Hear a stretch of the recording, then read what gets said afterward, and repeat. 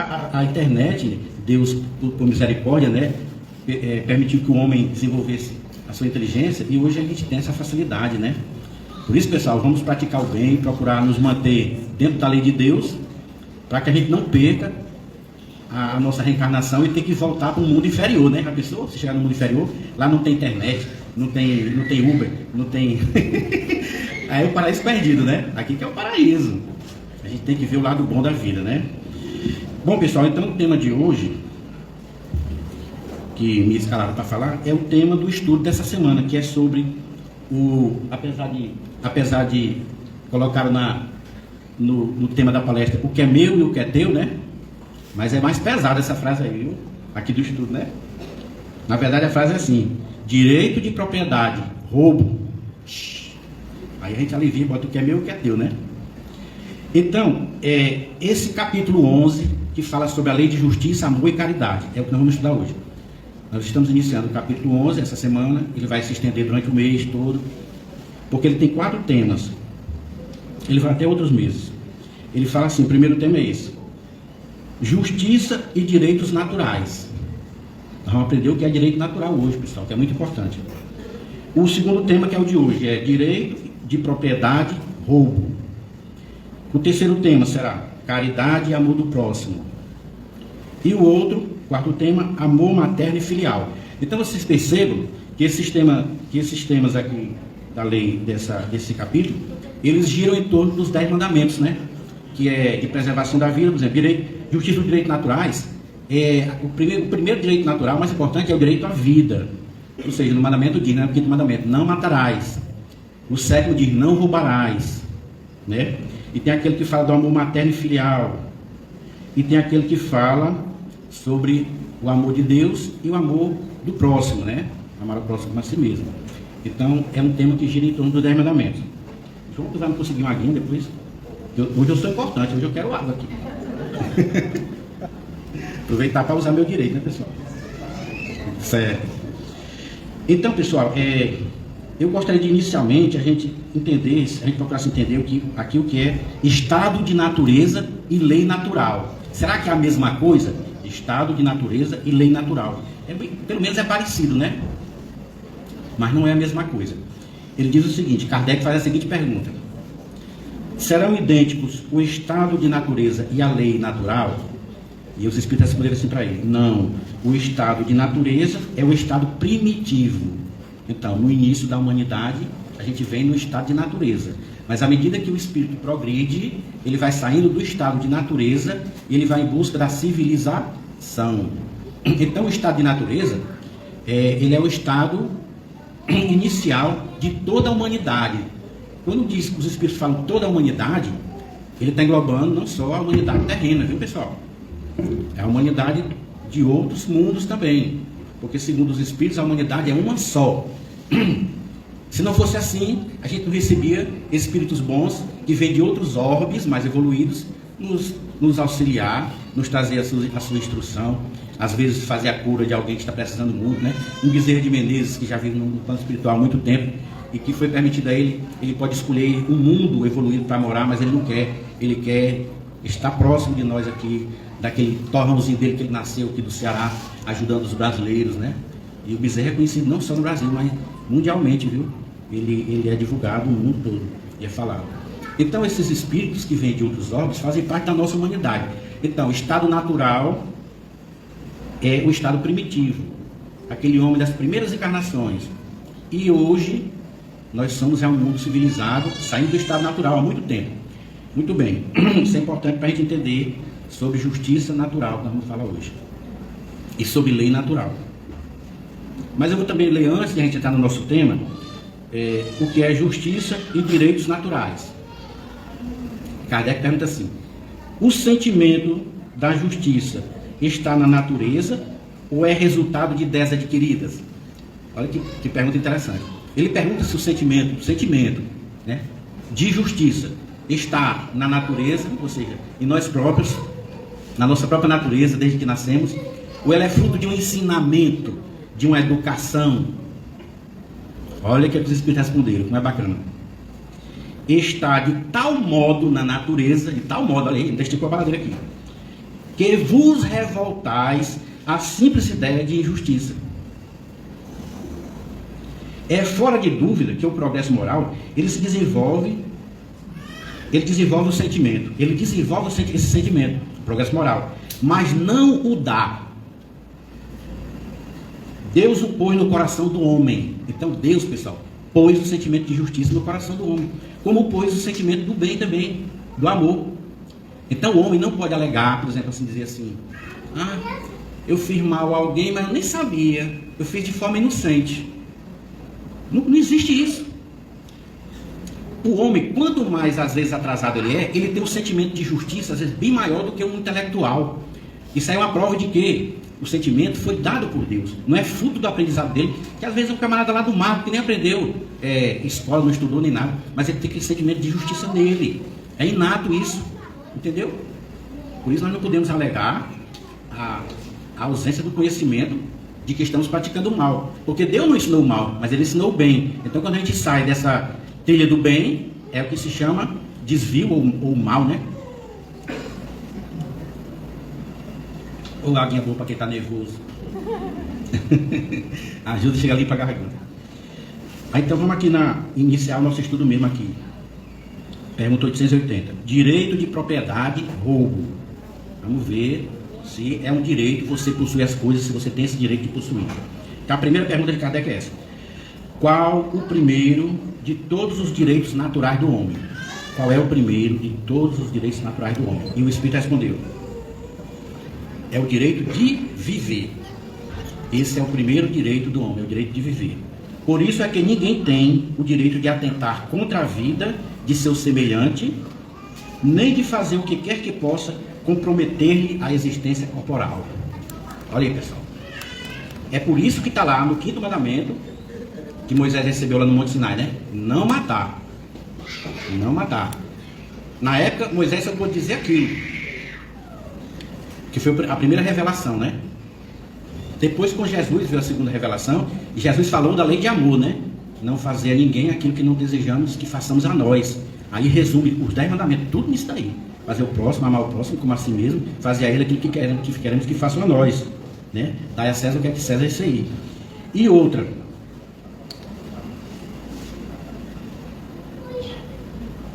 aí veio o Espiritismo hoje, como consolador prometido por Jesus, né? Jesus disse que quando se fosse, iria...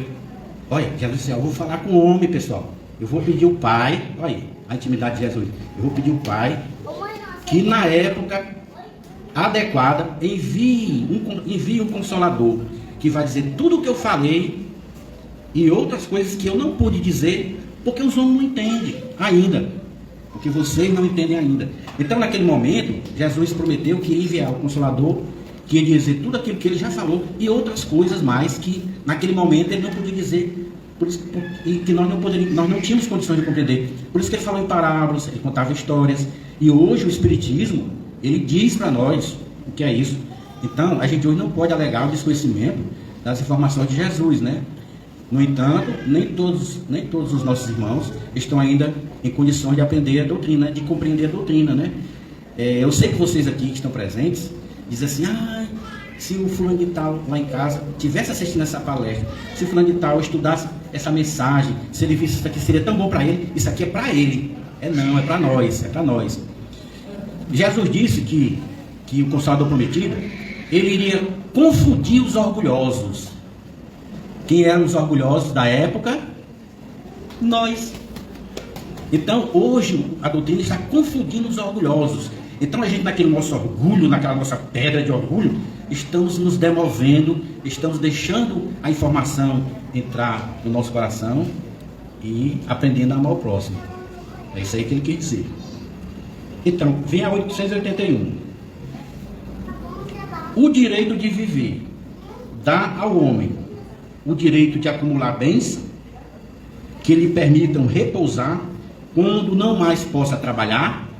Olha aí, pessoal, eu já estou com meia, viu? Eu ainda estou nativo ainda, mas já estou quase pendurando a chuteira já. Então ele pergunta se o direito de viver dá ao homem o direito dele acumular bens que vão servir para ele na sua velhice.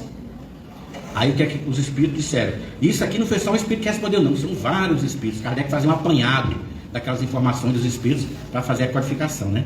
Então Kardec disse assim, os espíritos falaram assim para ele: o direito de viver dá ao homem o direito de acumular bens que lhe permitam repousar quando não possa trabalhar? Respondeu: dá, mas ele deve fazê-lo em família. Em família, pessoal. Como a abelha. Olha o exemplo aqui dos animais. Por meio de um trabalho honesto e não como um egoísta. Há mesmo animais que lhe dão o exemplo de previdência. Então nós sabemos, por exemplo, a gente, se a gente fosse reportar a formiguinha, né? A gente vê ela acumulando para a época do inverno, né? No inverno elas não morreram, então ela acumula não é só para ela não, para toda a colônia dela. As abelhas, né? Que inclusive as abelhas ajudam muito o homem com o seu néctar, né? O meu irmão ele trabalha com negócio de apicultura, né? Tem um sítio lá para a banda do Maranguape, e ele disse que sem as abelhas o homem, muita coisa iria por águas abaixo. A abelha é quem poliniza tudo, não é isso? Poliniza, acho que o nome é esse, poliniza, não sei dizer. Ele é que é o bom nesse assunto aí. Então eu me lembrei aqui, pessoal, que amigos meus, colegas de trabalho meu, certa feita foram na operação policial, lá no Mato Grosso, e eu me lembro muito disso, ficou na minha mente essa história que eles contam. E eles foram lá no Alto Xingu, foram fazer um trabalho junto aos índios Xingu, daquele parque nacional que tem lá, né? E ele disse que é uma coisa impressionante, eles disseram, todos eles contavam, coisa impressionante, os índios que iam pescar e que iam caçar, eles traziam o fruto da pesca e da caça e colocavam, assim como se fosse uns caçoar, né? Você sabe o que é caçoar? Aquele negócio que o jumento carrega do lado aqui, né? Tinha umas cestas grandes assim, parecia um caçoar, e eles colocavam ali o fruto da pesca. Aí diz que cada família daquelas ocas vinha e só tirava o necessário para se alimentar. Por exemplo, uma índia que tivesse mais um índio e um filho ou 2 filhos, tirava 2 ou 3 peixes, levava. Aí vinha outro, tirava 2 peixes ou 1, vinha outro, tirava 3 ou 4 peixes, dependendo sempre do número de pessoas. E meus colegas disseram que ficaram assim, hã? Porque ele disse que se fosse lá no trabalho nosso, por exemplo, na hora que dissesse assim, negado, pode vir pegar, eles iam cair em cima de pau, assim, para ver quem é que pegava mais, né? A ambição da gente, né? Vou levar para tacar na geladeira e deixar para a semana todinha, para o mês todinho. Eles não. Então os índios, eles são considerados não civilizados ainda, porque é a cultura deles e a gente preserva. E eles fazem essa coisa que é um exemplo para nós, que somos os civilizados. Olha como nós somos lindos? Os civilizados. Está entendendo? Então, existe isso daí, né? E eu me lembrei também de um fato engraçado, que no tempo que eu morava na Paraíba, mas não é porque era na Paraíba não, podia ser aqui também isso, é um fato que aconteceu no mercantil lá. Era no tempo que estava havendo, acho que era no tempo do Sarney, que estava havendo as coisas estavam muito escassas, alimento inclusive. Hein? Desabastecimento. Aí ela que é da Caixa Econômica, ela sabe falar essas palavras bonitas. Desabastecimento. Tá vendo que eu nunca ia achar uma palavra dessa? Aí eles lá, o que eles fizeram? Daí? Aí inventaram o tal de feirão de legumes, feirão das verduras. Aí todo mundo corria para comprar verdura lá, né? Porque era mais barato, era no quilo, né? O quilo era tanto, você podia pegar o quilo do que quisesse. Aí a minha mulher disse assim, vai lá e compra uma cenourinha. Aí eu fui lá, né? Comprar cenoura barata, estava faltando. Meu amigo, eu cheguei lá e disse assim, para a senhora, onde é que fica a parte da cenoura? Ela disse, naquele galpão que tem ali, era uma madeira bem grande assim. Mas parece que não tem mais não, tá para chegar ainda. Aí eu fui lá, no que eu tô ainda aqui. Rapaz, veio um camarada assim, parecia um armário, um sujeito com um caçoar na cabeça, cheio de cenoura, disse, sai do meio, e jogou assim por cima de mim. Eu fui atropelado por um caçoar de cenoura. Rapaz, ele jogou por cima de mim.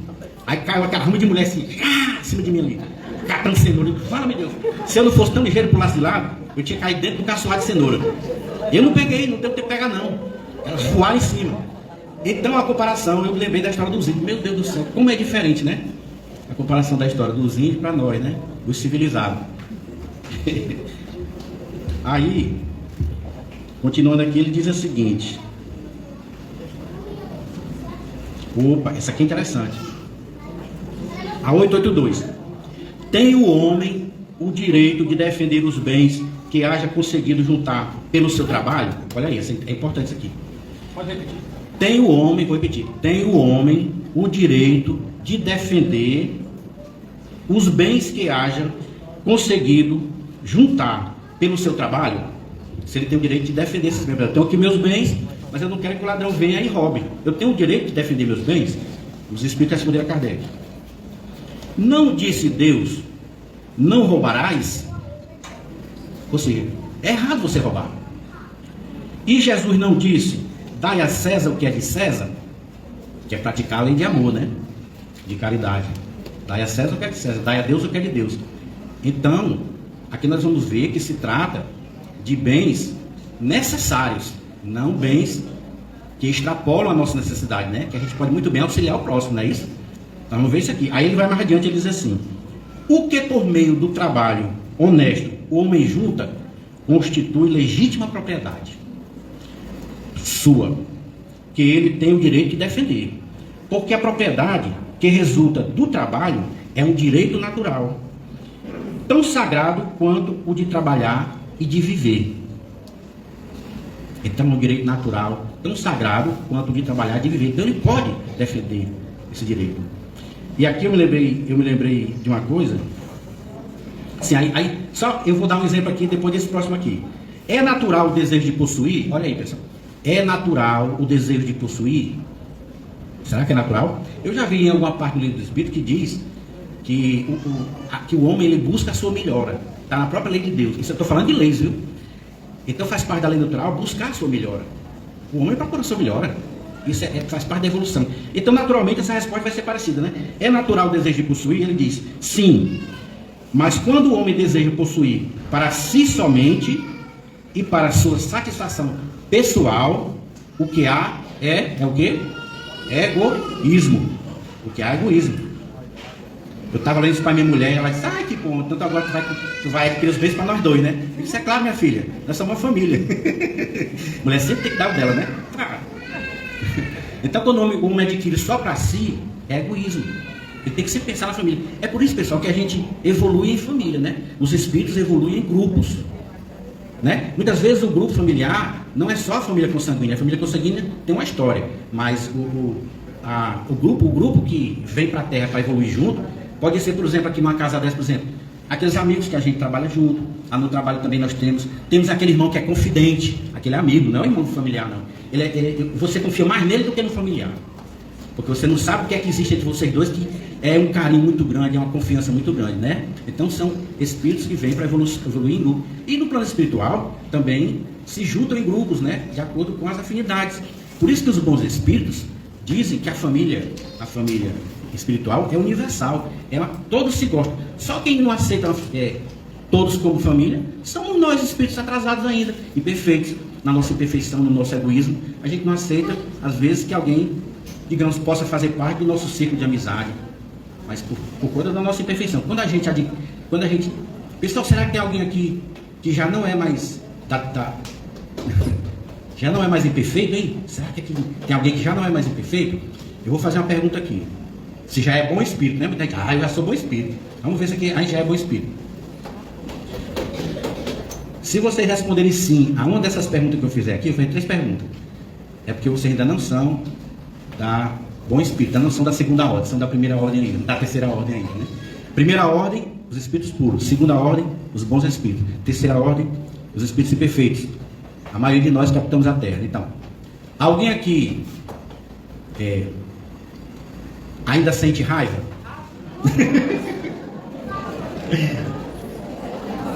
Alguém aqui ainda guarda mágoa? Alguém aqui ainda faz fofoca?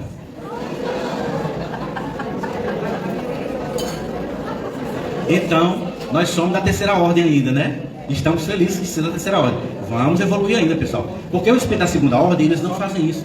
São os bons espíritos, né? E a gente tem alguns exemplos aqui. Chico Xavier era um deles, que era considerado o homem-amor. Não era isso? Era um homem que só pregava o bem, o amor. E jamais se ouviu falar da boca do Chico que se devia fazer algo, um mal em troca de outra coisa, né? Não havia... Quando a gente não tem mais egoísmo, quando a gente não tem mais inveja, né? Que é que faz a terceira ordem, o espírito da terceira ordem, né? Aí, Kardec vai mais adiante, ele diz assim, letra A, não será, entretanto, legítimo o desejo de possuir, uma vez que aquele que tem o de que viver, a ninguém seja pesado? Então, a Kardec, quando os espíritos responderam isso, ele perguntou assim, tudo bem, o direito de possuir, a gente deve possuir em família, mas se eu tenho condição de possuir por mim mesmo, eu sou solteiro, eu posso possuir por mim mesmo, eu possuindo isso eu não vou ser peso para ninguém, será que eu não tenho esse direito? Aí os espíritos responderam para o Kardec, será assim, há homens insaciáveis, que acumulam bens sem utilidade para ninguém, sem utilidade para ninguém, ou apenas para saciar suas paixões. Julgas que Deus vê isso com bons olhos? Aquele que, ao contrário, junta pelo trabalho, tendo em vista socorrer os seus semelhantes, pratica a lei de amor e de caridade, e Deus abençoa o seu trabalho. Então há uma diferença, né, pessoal?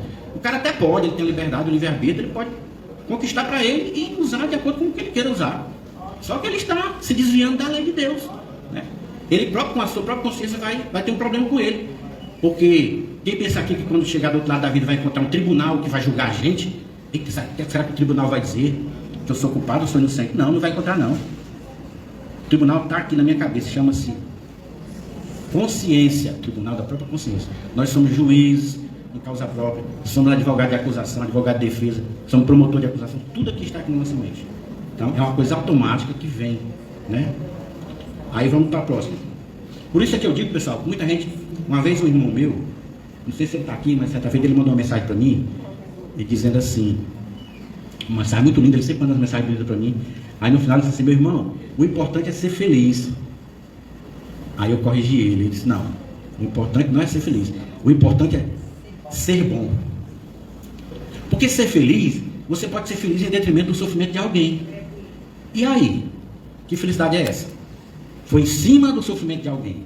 Então, o importante não é ser feliz. O importante é ser bom. Porque você sendo bom, é natural que venha a felicidade em contrapartida, né? Quando você auxilia alguém, o melhor auxiliado é você. Você se sente melhor do que a pessoa que recebe. Não é isso? Isso é a verdade. Então, indo para frente. Qual o caráter da legítima propriedade? Olha aí, pessoal, isso é legal. Qual o caráter da legítima propriedade? Propriedade legítima só é a que foi adquirida sem prejuízo de outrem. Acabei de falar aqui. Aquela que foi adquirida sem prejuízo de outrem, então ela é legítima. Ela tem que ter essa característica. Por isso, pessoal, que muitas heranças, embora você pense que aquela herança é justa, mas ela foi adquirida lá na sua origem por maus atos, por roubo, fruto de crime. E aí o herdeiro recebe, ele se acha no direito de receber porque é herdeiro, tudo bem. Mas e aquele dinheiro no início dele? Ele não teve sangue no meio não? Ele foi lícito? Então tem tudo isso aí a pesar. Entendeu? Vamos já falar sobre uma historinha aqui, que eu vou falar aqui. Ele não tem conhecimento. Eu não falei que responsabilidade. Ele não vai ser responsável não. Entendeu? Mas vai ter uma historinha que eu vou contar que é muito parecida com isso aí. Havia lá no interior, né? Havia o compadre e havia a comadre, né? Tem os compadres, tem as comadres, né? E tinha a comadre bonitinha, casada com o compadre. E o compadre, que era solteiro, ficou de olho, ó. O compadre ficou de olho na comadre, que era novinha, bonita, se apaixonou por ela. E o que é que ele fez? Um dia ele planejou dar fim no compadre, na esperança de casar com a comadre. Assim ele executou o projeto dele. Chamou para uma pesca no botezinho, lá no rio. O rio estava meio caudaloso, era fundo. E aí ele deu uma cacetada com um remo na cabeça do compadre na hora que ele se distraiu. E o compadre morreu, da pancada e afogado ao mesmo tempo. Não conseguiu sair. E ele chegou lá na casa do compadre, da comadre, né, dizendo que tinha havido um grave acidente, uma coisa do destino, que ele tentou ajudar, e depois que ele iria atrás de localizar o corpo e tal e tal. E eu sei que naquela história toda ele amparou a comadre, fez tudo, e ela passou a ter ele como um herói, porque, né, ela não sabia que foi ele próprio, né? Era ainda nova, ainda tinha intenção de casar, e aquele homem tão bom, né, que era compadre, nada melhor do que ele, né? Então ele conseguiu aquele desiderato dele, né? Que o objetivo era casar para ficar com ela. Só que o espírito do homem, do marido, né? Do cara que morreu, do compadre, disse, não, meu irmão, não é assim não. Tá pensando que é assim, faça assim? Não é assim não. Aí começou aquela ideia dele de desforra, né? Mas vejam bem a história aí. Os bons espíritos, vendo aquela situação, que ele começou a entrar num estado de perturbação e tudo, e ele vendo que aquela mulher não merecia um sofrimento maior do que já a perda, né, do esposo, os espíritos resolveram fazer a seguinte coisa: permitir que eles se casassem. Realmente eles se casaram. E quem foi que nasceu como primeiro filho? O ex-marido dela. Ele veio agora sendo o filho da antiga esposa. E aí, ainda na barriga, o menino não aceitava a presença do pai. Quando o pai se aproximava da mãe, era chute na barriga. A mãe passava mal, queria engoiar. Aquela história, né? Que a mulher sente, né? As consequências da gravidez, né? Isso já bem adiantado, né? E quando ele nasceu, era aquele menino que não ia para o braço do pai nem a pau. Não aceitava ir para o braço dele. E o pai pelejava, o pai se desmanchando de amor, e nada. Até que, um belo dia, já havia a programação da existência daquele pai, daquele homem que casou com a mulher, de desencarne dele. Vejam bem como é interessante.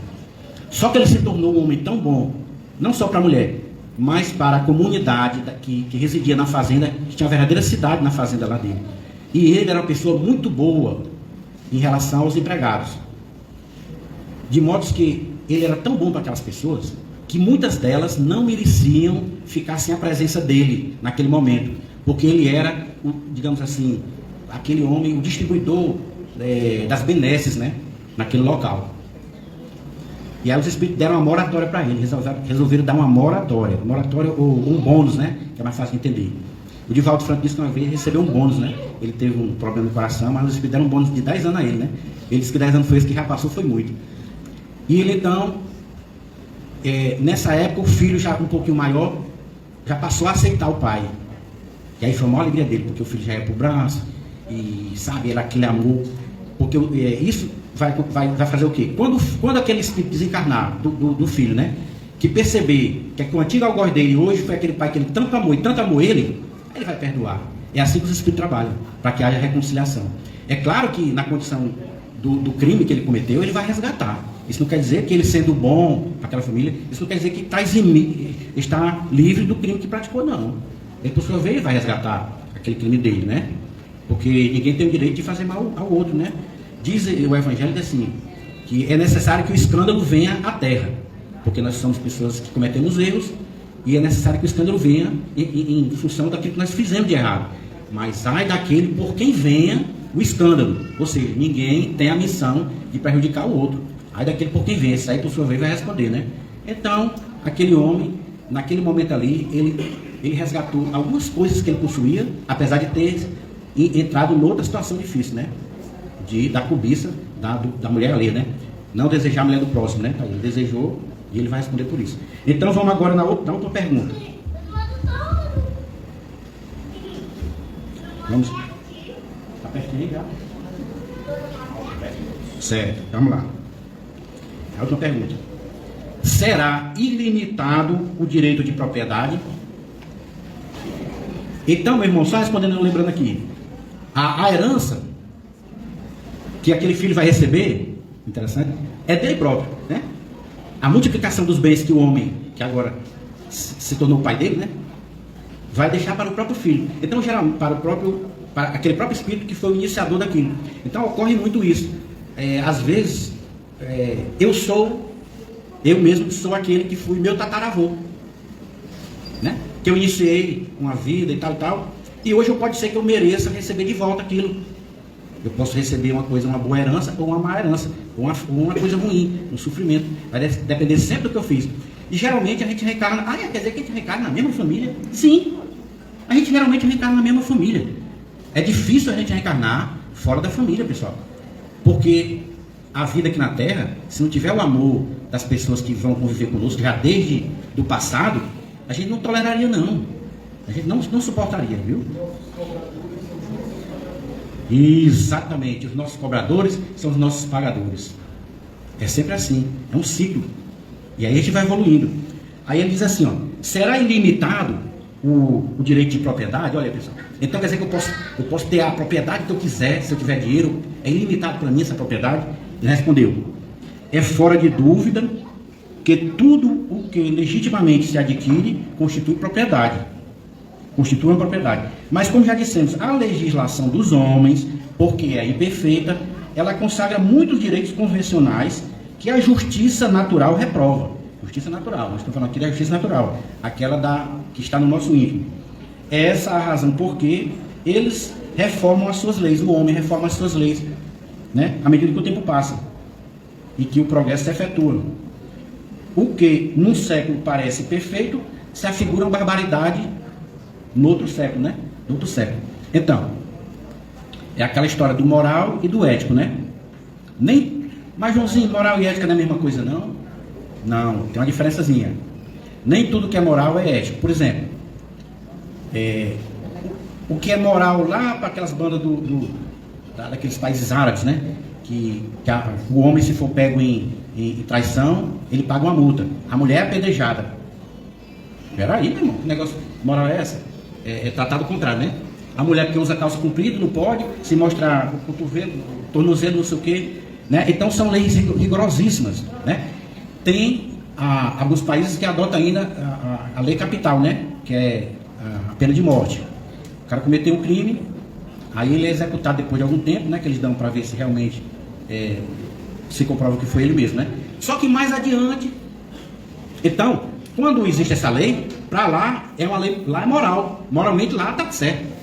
É uma lei moral? É. Para isso está certo a pena de morte, para isso está certo o apedrejamento, mas não é ético. Por que não é ético?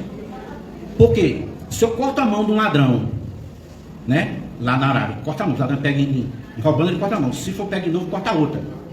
E se depois descobrir que não foi ele, né? Se ele foi só acusado, como é que vai devolver a mão dele? Então, é moral porque é aceito, está na lei deles, mas não é ético, porque não tem como devolver a mão dele, se descobrir que ele foi inocente. A mesma coisa a vida. Como é que vai devolver a vida do cara se botar ele na cadeira elétrica, sei lá o que for, injeção letal, e aí? Então, é diferençazinha. Então, as mesmas coisas são as leis. O que é lei hoje, amanhã já não é, porque o homem percebe que errou. Então, ele vai aperfeiçoando as leis.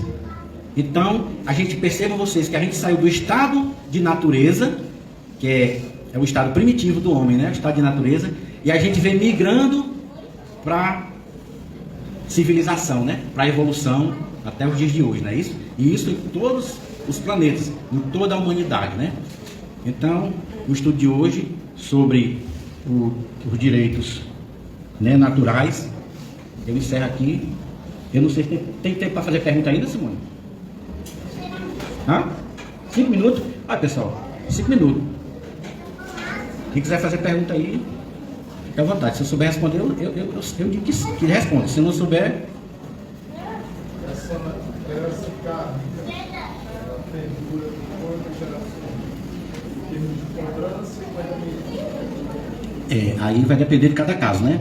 Ele perguntou se a herança kármica perdura por quanto tempo. Isso aí vai depender sempre dos envolvidos, né? Dos envolvidos. Porque nós sabemos que o erro não passa daquele que errou, né? O erro, eu não posso...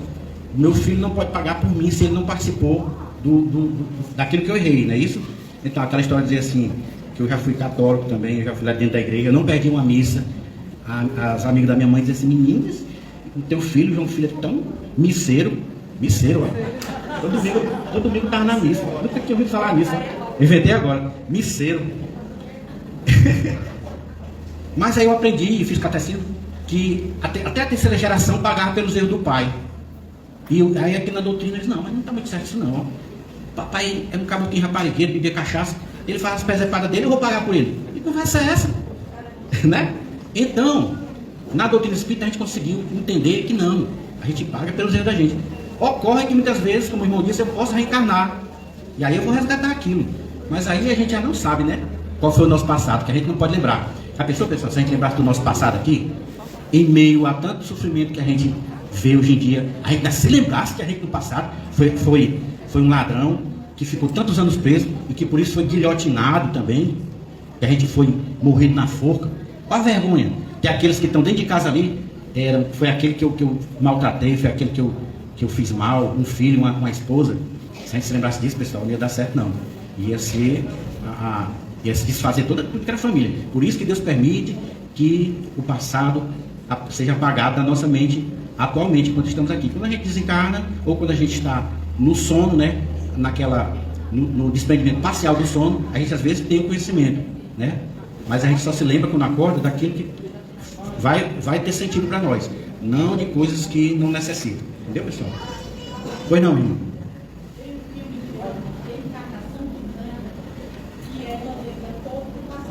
Reencarnação de Nani. Mônica. Certo. E é baseado em fatos reais, né? Pessoal, nós sabemos que existem vários professores, né, dos Estados Unidos, lá na Índia também, que pesquisaram a encarnação e encontraram relataram diversos fatos nas suas obras, de alguns livros, né? Pesquisa científica mesmo, realmente, de crianças que sabem o nome da família, sabem quem é os parentes, sabem tudo, da época em que ele viveu naquela outra vida. Então, isso é uma prova, isso é uma realidade. Ela não sabe todas as encarnações dela, ela sabe aquelas que ela pode, talvez a última ou a penúltima, sabe? Ela não sabe muito não, né? Porque até não há necessidade de eu saber muitas, porque no tempo que aquilo do que eu já me livrei, daqueles erros que eu já cometi, que hoje eu não cometo mais, eu não preciso mais nem me lembrar daquilo, graças a Deus, né? Então, essa é a verdade, isso aí que ela falou.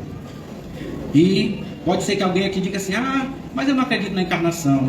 Aí eu digo assim, mas acontece que Deus, ele quando fez a lei da encarnação, ele não precisou perguntar a alguém não, né? E tu acha, faço ou não essa lei? Todos nós estamos submetidos a ela, né? Não tem como a gente sair das leis de Deus, né? A lei da reencarnação é uma das leis de Deus. Então, pessoal, vamos encerrando por aqui. Eu agradeço a vocês pelo tempo que vocês me toleraram. Que Jesus continue conosco.